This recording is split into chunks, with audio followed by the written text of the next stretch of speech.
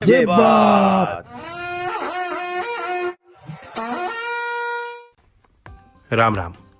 मैं जयंत चौधरी इस माध्यम से अपने ट्वीट्स और विचार सीधा आप तक पहुंचा रहा हूं। 7 अगस्त को देश में राष्ट्रीय हथकरघा दिवस मनाया गया। इस अवसर पर केंद्रीय मंत्री स्मृति ईरानी ने ट्वीट किया और कहा कि वो हैंडमेड के लिए वोकल हैं और राष्ट्रीय हथकरघा दिवस के दिन देश के बुनकरों की समृद्ध विरासत को हमें सराहना चाहिए। लेकिन बीती 27 जुलाई को उनके ही मंत्रालय ने अखिल भारतीय हथकरघा बोर्ड को खत्म करने का नोटिफिकेशन जारी किया और फिर 3 अगस्त को अखिल भारतीय हस्तशिल्प बोर्ड को खत्म कर दिया। 27 जुलाई के आदेश में मंत्रालय की भाषा आप सुनिए।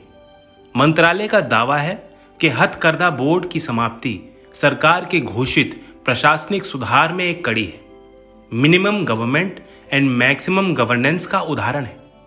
यह निर्णय ऐसे समय पर आया है जब कोरोना वायरस लॉकडाउन के प्रभावों की वजह से हस्तशिल्पकार कामगार अपनी आजीविका कमाने के लिए जूझ रहे हैं। साथ ही साथ बजट में भी इस क्षेत्र के लिए खर्चे में लगातार कटौती की जा रही है।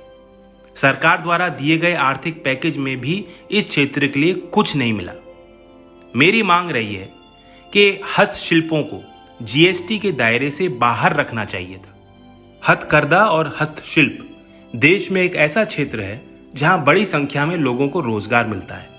इस सेक्टर से देश के ग्रामीण अंचलों में खेती के बाद सबसे ज्यादा रोजगार मिलता है। तीसरी राष्ट्रीय हथकरघा जनगणना के अनुसार भारत में लगभग 28 लाख परिवार हैंडलूम के कामों से जुड़े हुए हैं और इनमें अधिकांश ग्रामीण अंचलों से ही आते हैं। श्रमिकों में 3/4 से अधिक महिलाएं हैं। लगभग 80 से 90% बुनकरों के पास सरकारी लाभ प्राप्त करने के लिए आईडी या बैंक खाते तक नहीं है।